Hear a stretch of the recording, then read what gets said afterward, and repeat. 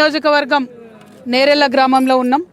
మరి తెలంగాణ రాష్ట్రం వచ్చిన తర్వాత సబ్బండ వర్గాలకు కూడా న్యాయం జరుగుతుందనే ఉద్దేశంతో తెలంగాణ రాష్ట్రంలో ఉన్న మనందరం కూడా పిడికిలి బిగించి స్వరాష్ట్రాన్ని సాధించుకున్నాం. రాష్ట్రం వచ్చిన తర్వాత మరి నేరెళ్లలో జరిగినటువంటి ఈ ఘటన సభ్య సమాజం అంతా కూడా సిగ్గుతోని తలవంచుకోవాల్సిన ఘటన. ఈ సంఘటన జరిగినప్పుడు పరిపాలించినటువంటి కుటుంబంలో నేను కూడా ఒక సభ్యురాలుగా ఉన్నా. అందుకని సిగ్గుతో నేను కూడా తలవంచుకుంటున్నా, క్షమించమని మరి అందరిని కూడా మనస్ఫూర్తిగా వేడుకుంటున్నా. ఎందుకంటే తెలంగాణ రాష్ట్రం వచ్చిందంటే అందరం బాగుండాలి, ప్రతి ఒక్కరికి న్యాయం జరగాలనుకున్నాం. కానీ కొందరి ధనదాహం కోసం మరి నేరెళ్ళ గ్రామంలో అనేక మంది ప్రాణాలు కోల్పోయినారు. ఆనాడు ఒక బిడ్డ ప్రాణం కోల్పోతే ఊరంతా కూడా కోపానికి వచ్చి మరి ఆవేశంగా రాస్తారోకో చేయడం, అట్లాంటి కార్యక్రమాలు చేసినప్పుడు పోలీసులంతా కూడా దాష్టికాన్ని చేయడం మొత్తం అందరం కూడా గమనించినాం. మరి ఇవాళ నేను ఇప్పుడున్నటువంటి ముఖ్యమంత్రి రేవంత్ రెడ్డి గారిని సూటిగా ప్రశ్నిస్తున్నా, బండి సంజయ్ గారిని సూటిగా ప్రశ్నిస్తున్నా, కేటీఆర్ గారిని సూటిగా ప్రశ్నిస్తున్నా. పోలీస్ వాళ్ళు నేరెళ్లలో 8 మందిని తీసుకుపోయి 5 రోజుల వరకు వాళ్ళు ఎక్కడున్నారో చెప్పకుండా విపరీతంగా వారిని కొట్టి కనీసం జైలర్ కూడా నేను తీసుకోలేను అనేటటువంటి పరిస్థితి తీసుకొస్తే ఇంతవరకు ఒక్క పోలీసు కన్నా శిక్ష పడ్డదా? ఇంతవరకు ప్రభుత్వాన్ని, చట్టాన్ని తమ చేతుల్లోకి తీసుకున్నటువంటి ధనదాహంతో ఈ దమనకాండ జరిపినటువంటి వారికి ఎవరికన్నా శిక్ష పడ్డదా?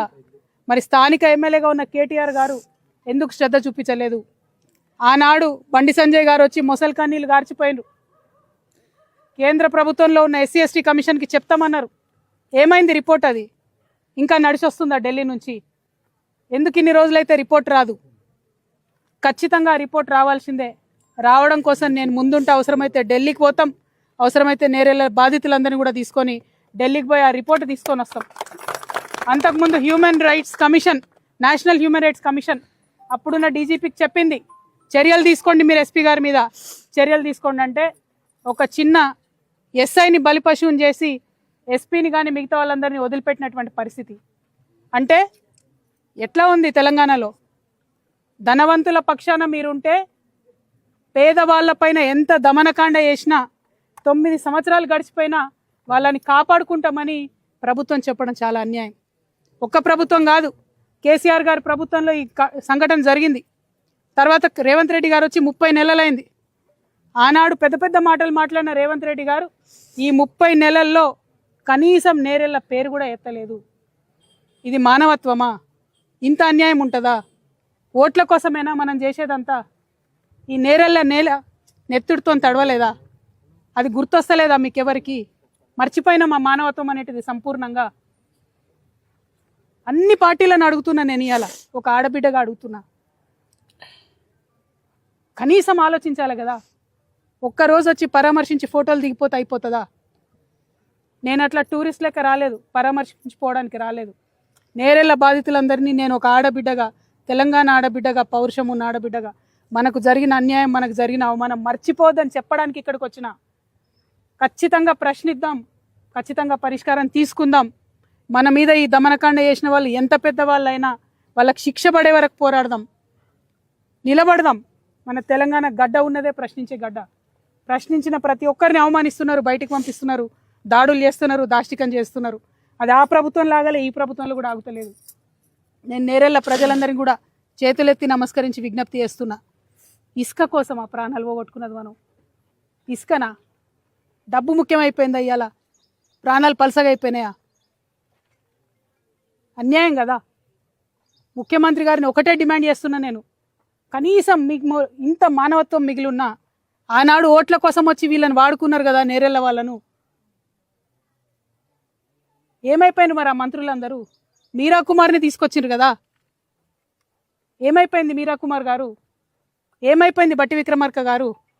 ఏమైపోయింది పొన్నం ప్రభాకర్ గారు, అడ్లూరు లక్ష్మణ్ గారు? ఇప్పుడు మంత్రివర్గంలో మీరు ఉన్నారంటే వీళ్ళ కన్నీటి మేడల మీద కాదా, వీళ్ళ కన్నీళ్ళని మెట్లు వేసుకొని కాదా మీరు గెలిచింది? మర్చిపోతారా గెలవంగానే? మనుషులేనా మీరు? కొంచెం మానవత్వం చూపించండి, శిక్ష వేయించండి. భయం ఉండాలి పోలీస్ వాళ్ళకు ప్రజల్ని టచ్ చేయాలంటే. ఆ కుటుంబాలు, పోలీస్ వాళ్ళు కష్టపడతారు, నేను ఒప్పుకుంటా. కానీ చట్టాన్ని మీ చేతిలోకి తీసుకునే రైట్ మీకు కూడా లేదు. మీరు చట్టం కాదు. ఒకవేళ ఇక్కడ వాళ్ళు తప్పు చేసి ఉంటే, ఒకవేళ లారీలు గాలబెట్టి ఉంటే కోర్టుకి ఇచ్చేది ఉండే. కొట్టే అధికారం మీకు ఎవడిచ్చిండు? 5 రోజులు కొడతారా?